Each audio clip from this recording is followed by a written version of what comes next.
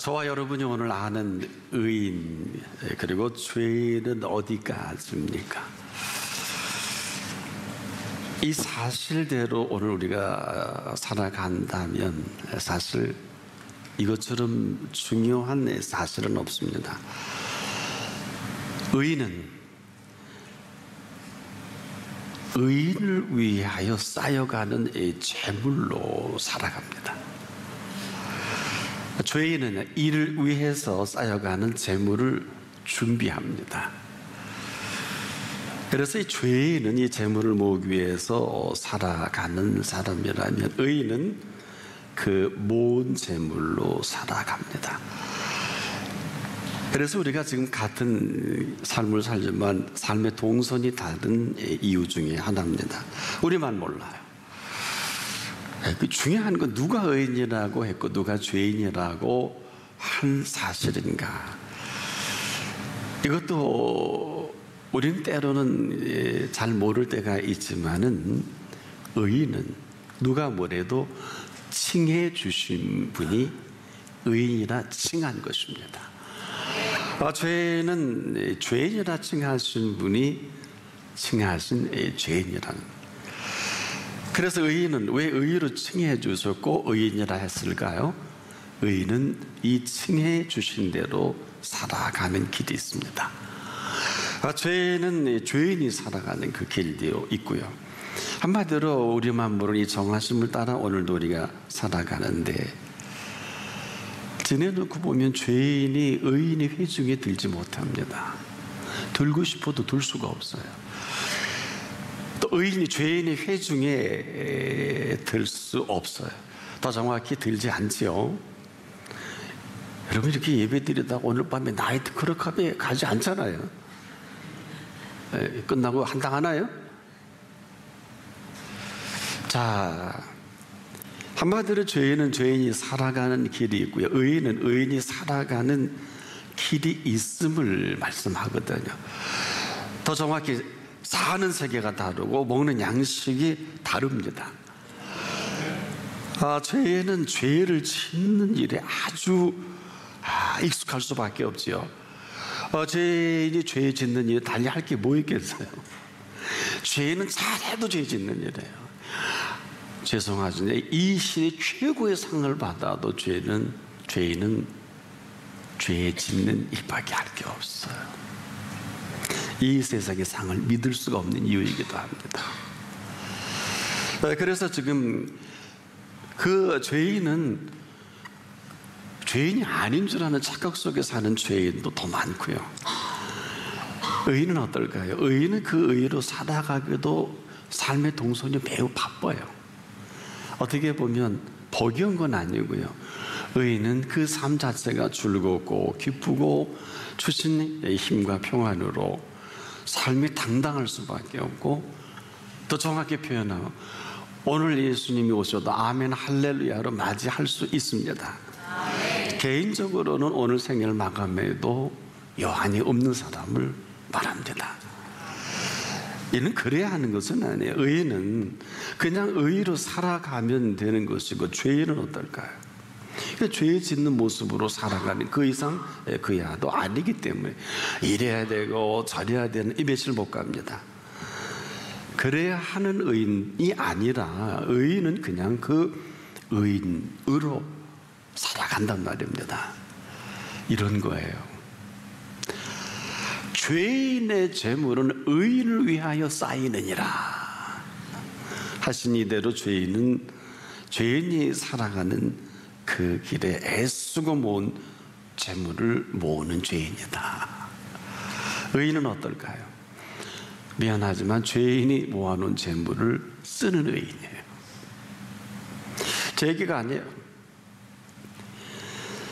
그래서 죄인은 그 재물을 가져도 재물을 위해 살 권리는 있지만 쓸 권리가 없어요. 우리가 인생을 좀 살다 보면 이거 보다가 인생 막감하는 거예요. 아이고 저분 평생 사업했는데 자기가 지금 최고의 그 옥상에서 자살하지 않나. 하긴 뭐 대통령실하고 자살하는 사람도 있으니까 뭐 그건 지나치지 않는 것 같아요. 뭘까요? 죄인은 그 재물을 모을 수 있고 살 수는 있지만 쓸 권리는 없어요. 재물을 모으는 죄인, 그 모으는 재물을 쓸 권리는 허락지 않았다. 근데 우리만 모르죠. 여러분이 사실을 알게 되면 아마 자다가도 번쩍 깰 수밖에 없어요. 그래서 죄인은 재물을 모으기 위해 살아갈 수밖에 없는 죄인이라면, 의인은 그 모은 재물을 쓰기 위해 살아가는 사람이다. 이렇게 살아가는 거거든요. 여러분, 죄인은 죄인이 살아가는 그 길이 있고, 의인은 의인이 살아가는 그 길이 있다. 자, 이것을 우리 편하게 정리하면, 죄인은요 그렇게 사는 게 편해요. 더 정확히 죄 짓고 사는 게 편하잖아요. 안 그래요? 의인도 의인으로 사는 게 훨씬 편하거든요. 의인이 죄인으로 사는 게 얼마나 불편한 줄 아세요? 안 살아보셔서 모르면 오늘이라도 의인 되시길 축복합니다. 안 살아보신 것 같아서 그렇지 않은 줄 압니다만은, 여러분 어때요? 욕을 하며 사는 거 쉽지 않아요. 제가 보기엔 욕도 연습해야 돼요. 어릴 때 우리 아이가 5살에 어머니 제 집사람 화장대 앞에서 아이펜슬을 입에 탁 물고 조물조물 대더라고요. 여러분, 아이펜슬을 입에 탁 물면 아이가 5살짜리가 어떻게 보일까요? 막 조물조물 대서 가만히 갔더니 욕을 연습하는 거예요. 깜짝 놀라요. 집사람한테 봐라 어떻게 된 거냐 그랬더니, 목욕탕 갔다 왔더니 제가 저런다고. 그 목욕탕 절대 가지 말라고. 멋있어 욕을 배우는. 욕도 배워야 하는 거구나. 제가 봤어요.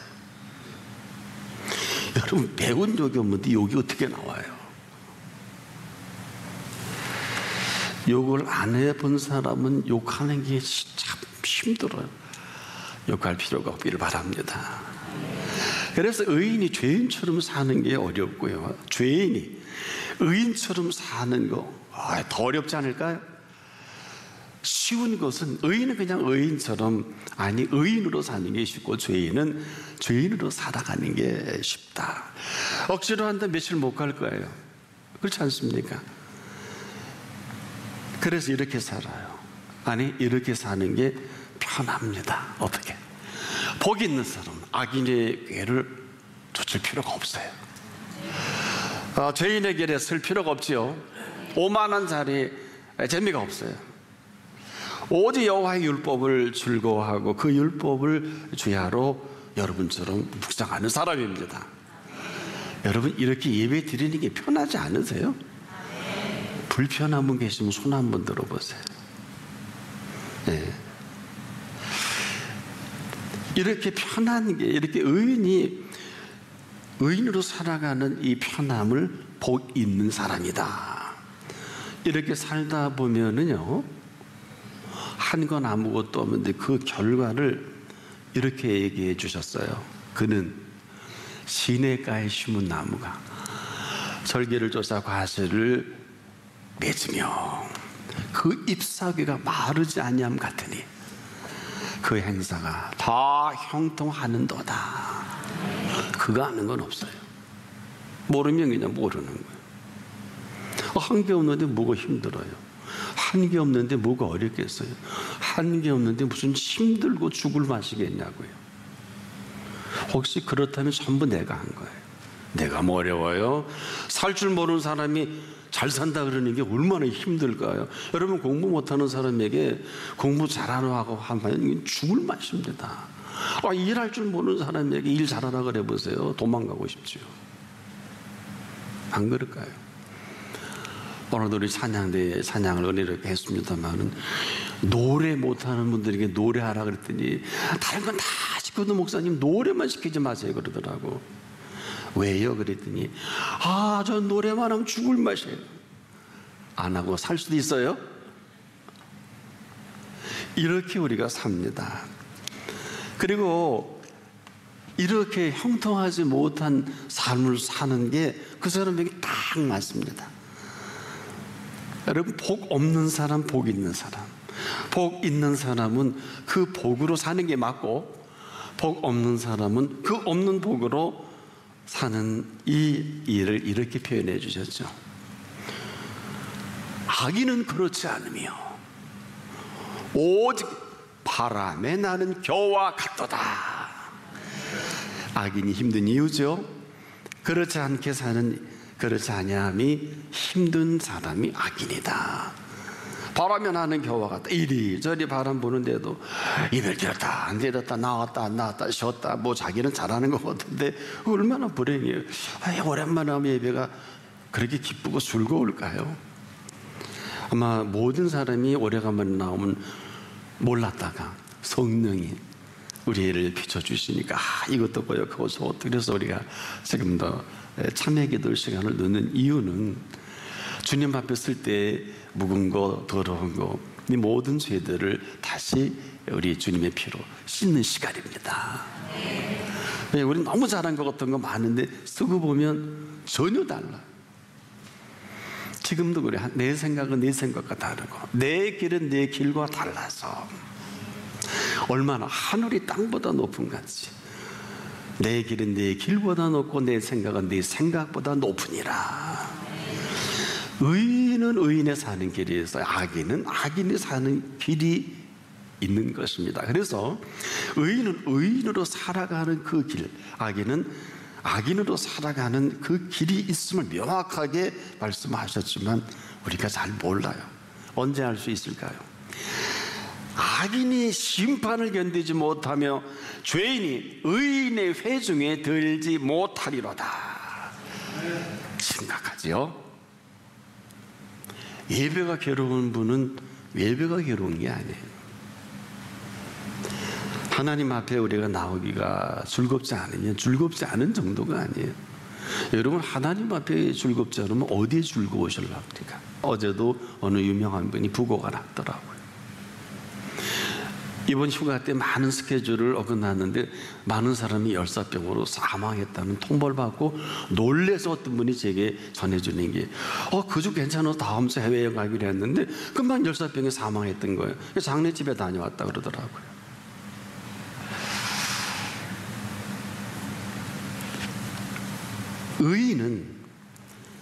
의인의 길은 여호와께서 인정하시나 악인의 길은 망하리로다. 우리가 한 게 없어요. 바로 그 인정 하나는 의인의 길로, 그 거부가 악인의 길로. 우리의 공로는 없어요. 그래서 이 시간이 이렇게 심각한 겁니다. 이 시간은요, 그럼에도 불구하고 오늘 그 앞에서 화와 복을 우리가 결정합니다. 하나님이 결정하시는 게 아닙니다. 인정받지 못하면 망하리로다 하신 그 거부의 결과예요. 하나는 흥하는 삶이고 하나는 망하는 삶이죠. 그래서 이렇게 말씀하시는 게 맞잖아요. 잘 들어보세요. 재앙은 죄인을 따르고 선한 보응은 의인을 따르느니라. 이로 인한 결과가 악인이 심판을 견디지 못하며 죄인이 의인의 회중에 들지 못하리로다. 어떤 이유를 대서라도 예배가 부담이 되고 예배에 대해서 다른 얘기를 하는 거는 어떤 이유도 가당치 않아요. 흔히 그래요. 예배가 내게 안 맞는다고. 하나님이 그 소리를 들으면 그래 너 맞는 대로 예배 드리라 하실 것 같습니까? 전부 다 맞습니다. 저나 여러분이나 오늘 이 시간이 하나님 앞에서 최고 최후의 시간이에요. 우리 주제가 무슨 예배가 맞고 안 맞고 옷 입는 게 아니에요. 예배는 하나님 앞에 드리는 시간이에요. 이게 무슨 얘기일까요? 오늘 이 시간에도 하나님의 성령이 우리 모두에게 교통하고 계십니다. 여러분이 성령이 운행할 때 거침이 없는 이런 분이 됐으면 얼마나 좋을까요? 재앙은 죄인을 따르고 선한 보응은 의인을 따르느니라. 이로 인해서 악인이 심판을 견디지 못하며 죄인이 의인의 회중에 들지 못하리로다. 이렇게 살 수밖에 없는 죄인이라는 것이고, 이로 인한 그 거부로 인한 이 거부가 얼마나 큰 비극인지 살아보면서 느끼는 게 이것도 없고 저것도 안 되고 이것도 속상하고 이 모든 시대의 정치적인 경제적인 그 리더자들이 하는 꼬라지 보지 못해 자살하는 분도 있더라고요. 그럴 필요는 없어요. 그 문제마다 지도할 특권은 있어도 그로 인해서 여러분이 손해볼 필요는 없어요. 아무리 이상한 지도자가 대통령이 돼도 5년을 못 넘깁니다. 그렇지요? 네, 그래도 아직 우리나라 길이 있어요. 네. 10년이면 강산도 망합니다. 10년이면 강산도 변하는 게 아니라, 그러나 이 정신 차려서 우리가 살아갈 것은 각자의 몫이에요. 우리의 상황의 문제가 아니에요. 상황이 이런 문제가 없다는 게 아니라 우리가 아는 상황은 기도를 아무리 해도 제한적이지만 이 모든 상황은 하나님의 불꽃 같은 눈동자 아래에 있기 때문에 사람을 속이고 어떤 상황 속에서 사도행전 16장을 보세요. 바울과 실라가 얼토당토하는 죄목으로 착고까지 취하지 않습니까? 워낙 작당한 사람들은 자기 법령도 자기 마음대로 해서 집어쳐놓잖아요. 빌립보 감옥에. 여러분, 그래서 40의 가만마이를 맞고 기절해서 자꾸 체인지도 모르고 바울과 실라는 지금 밤에 눈을 떠보니 하루 종일 기절해서 못 깨어난 거거든요. 그 밤에 눈을 딱 뜨는데 얼마나 속상하고, 그 귀신 들린 여자 하나 고쳐준 게 이렇게 당할 일이냐고요. 여러분, 억울하잖아요. 내 눈을 뜨고 보니까 깊은 밤에요. 그래서 바울은 내가 오늘 이렇게 죽어도 주님 앞에 가도 여한이 없다. 너무 아프고 너무 힘들지만 아직 숨을 쉴 수 있으니까 하는 걸 찬양하니까 옆에 있던 신라가 따라하는 거예요. 그리고 찬양을 부르는 거예요. 눈물이 나와요. 왜? 내가 스데반을 죽였고 내가 얼마나 살인을 많이 했는데 내가 매마저 죽어도 싸지 하고 찬양을 하는데 얼마나 은혜롭겠습니까? 하나님이 은혜를 받았나 봐. 그냥 천지가 진동하며 옥문이 열려지고 착고가 풀어지고 도망갈 기회를 줄 정도로 그 평안을 빼앗기진 않은 것입니다. 그 간수가 죽으려고 해도 너 죽지 마라. 그리고 유명한 말씀하죠. 주 예수를 믿어라. 그리하면 너와 내 집이 구원을 얻으리라.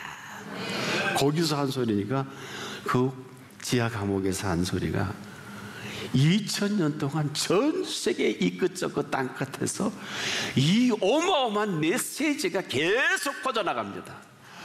성령이 임하시면, 그 권능으로 충만하면 우리에게 담대함이 생기는 것입니다. 이 사실은 지금도 이 시대의 지금 이 흐름 속에 우리가 상황이 힘든 것이 아니라, 재앙은 죄인을 따르고 선한 보응은 의인을 따르는 이 실상이 힘든 거예요. 여러분 어디에 속합니까? 그래서 악인이 심판을 견디지 못하고 죄인이 의인의 회중에 들지 못하는 이 사실 때문에 우리가 이렇게 힘든 것이지 다른 게 힘든 게 아니에요. 재앙이 뭐이겠어요? 내가 견디기 힘들면 삶 자체도 이게 재앙에 대해서 스트레스성으로 사망하는 사람도 많이 있습니다.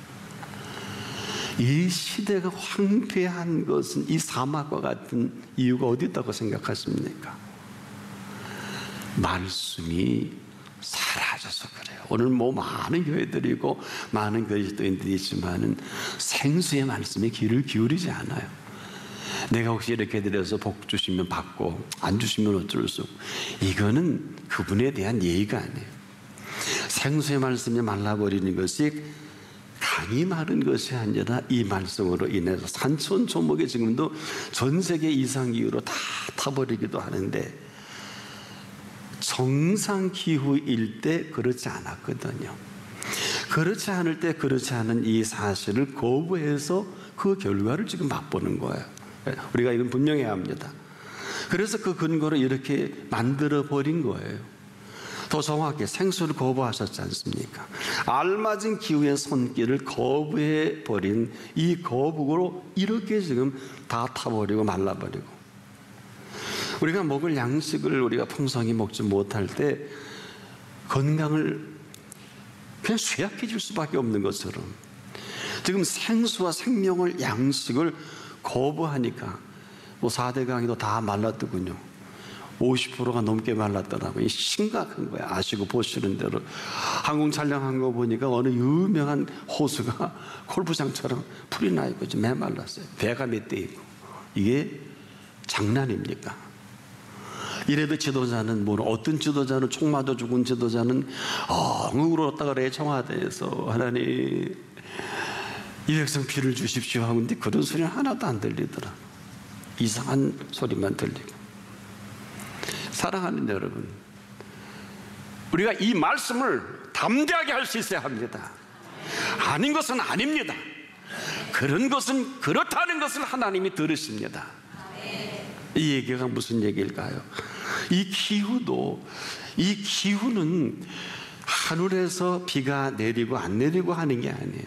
이 기후는 기후를 주관하시는 분이 계십니다. 그분을 거부하면 그분이 할 게 뭐 있어요? 비가 왜 내려야 돼요? 우리 한번 솔직히 얘기해 봅시다. 왜 비가 와야 돼요? 비가 와야 농사도 하고 비가 와야 뭐 좀. 근데 왜 비가 올 때는 그 비에 대해서 감격과 감동하지 못하셨나요? 뭐 당연히. 그 당연한 그 순간에 그분도 당연히 안 내리면 어떨까요? 27일 동안 열대야로 많은 사람이 지금도 병원에 있고 사망도 하기도 했는데 이거 우리 마음대로 됩니까? 사랑하는 여러분, 생수의 근원을 거부한 거부가 강바닥이 마르고 4대 강이 마르고 말라 비틀어지는 건 생수가 우리가 마음대로 할 수 있는 것이 아니라 생수를 주시는 분이 주시면 마음대로 할 수가 있습니다. 우리가 지금도 무슨 근거로 생수에 대해서 얘기할 수 있을까요? 생수의 근원을 거부했으면 그 거부한 곳으로 살아가는 게 맞다니까요. 근데 이 사실을 몰라요. 그래서 뭘 모르면 그냥 뭘 모르는 삶을 비가 하늘에서 내리는 줄 압니다. 천부당 만분입니다. 비는 하늘에서 내리는 게 아니라 비를 내리시는 분이 비를 내려주시는 거예요. 이 사실은 비가 내리는 것 더 중요한 것은 인정입니다. 인정할 줄은 알지 못하는데 그분이 거부하는 우리에게 왜 비를 주셔야 돼요? 깊이 생각하셔야 돼요.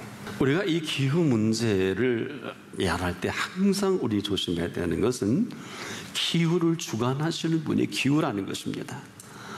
여러분, 출애굽한 이스라엘 백성이 홍해를 건널 때 홍해를 가르지 않으면 다 전멸입니다.